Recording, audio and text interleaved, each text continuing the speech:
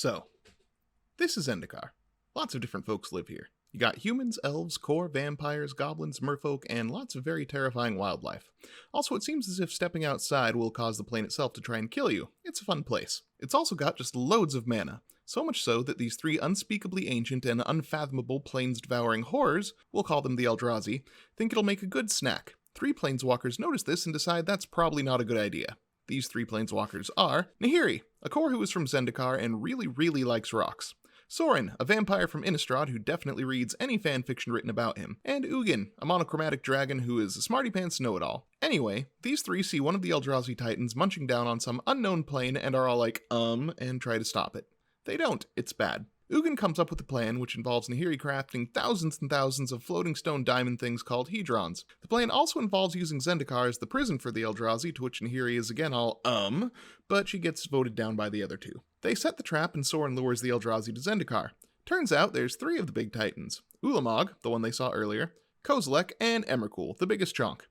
Ugin holds them off with Ghostfire, and Nahiri aligns the hedrons, which makes the three Eldrazi titans fall asleep. Like deep REM sleep that is semi-permanent as long as the hedrons hold. Which, come on, what are the odds something goes wrong there? Meanwhile, a bunch of smaller Eldrazi have been nearly killing everyone else on the plane, so once that's calmed down, the planeswalkers set the prison at a place they call the Eye of Ugin, which will ruin a winter for modern players years later. They make the lock for the prison need three planeswalkers and Ghostfire to open, which seems pretty specific, so they call it good. They also set up a magic phone system where anyone there can call them wherever they are. Sorin and Ugin get bored and leave. Nahiri hangs out. Zendikar, housing the sleeping forms of three giant monsters that should not be, gets really intense and the Royal is created. Basically, recreational hiking is now a really bad idea. Over a long time, people kind of forget that the big Eldrazi were the baddies and only remember that they were helped by three very powerful folks, and oopsie, now the Eldrazi are worshipped as gods, with slightly altered names. Some cultists eventually manage to chip away at part of the Hedron network and start to wake up the Eldrazi, which means swarms of smaller Eldrazi again try to kill everyone. Nahiri tries to call the other two planeswalkers, but Ugin is dead at the time, don't worry, he'll get better, and Sorin is off brooding somewhere. Nahiri is miffed and fixes the Hedron network herself and puts the titans back to sleep. After helping make sure that the smaller Eldrazi are taken care of as well, she goes off to find Sorin and yell at him. Also Ugin, but he's more annoying to deal with. Later, to move the story along, Nicol Bolas comes across Zendikar.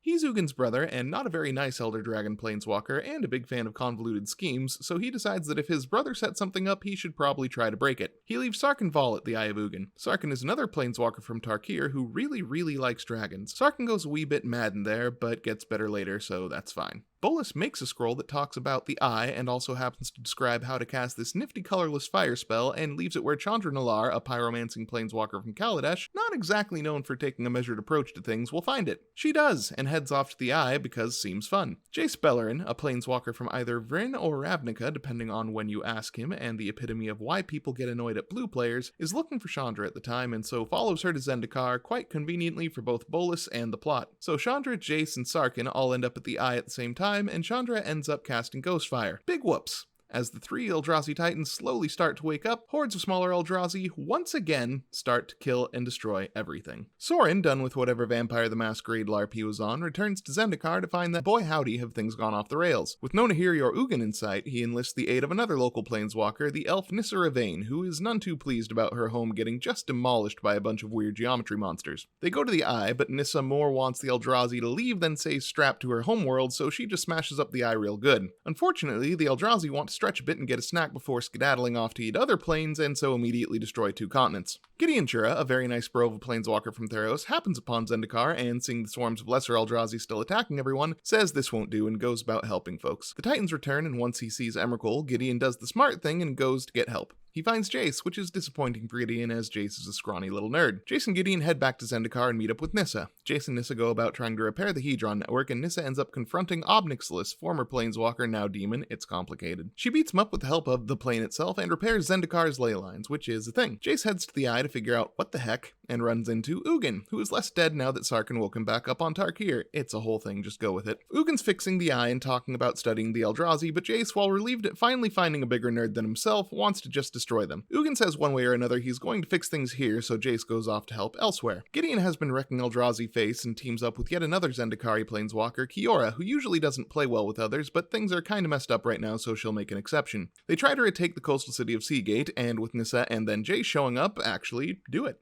Ulamog, meanwhile, is heading towards Seagate. The group comes up with a plan, and it works for like a minute. They bind Ulamog, then Obnixilus shows back up from the side story and totally messes everything up, getting his Planeswalker spark back in the process. All the commotion manages to wake up Kozilek, who is annoyed at being roused from his nap and throws a tantrum. Kiora books it, and Ob captures Nissa, Gideon, and Jace in the confusion. Before he can torture the three to death, Chandra shows up again and is all, "Here, catch this fireball," and frees the other Planeswalkers. Ob flees to likely become a recurring villain later. Gideon makes a big speech and crits his charisma check, forming the Gatewatch, which is the thing that the story really pushes for a while. The plan is that Gideon will draw their attention, Jace will align the remaining Hedrons, Nissa will use the ley lines to lock the Eldrazi in place and funnel a bunch of mana to Chandra, who will just burn the ever-loving crap out of the Eldrazi till they're dead. It works. Everyone is chuffed. Spoilers for a different story real quick. Emrakul is not on Zendikar anymore, and the Gatewatch eventually catch up with it elsewhere. And here he is very displeased with Sorin, and things go poorly from there. And that's where Zendikar is at now. All the Eldrazi are gone, war is over, and things seem all calm and peaceful. I'm sure nothing will change that ever. Oh dear, another set is coming out set on Zendikar. That's never a good sign.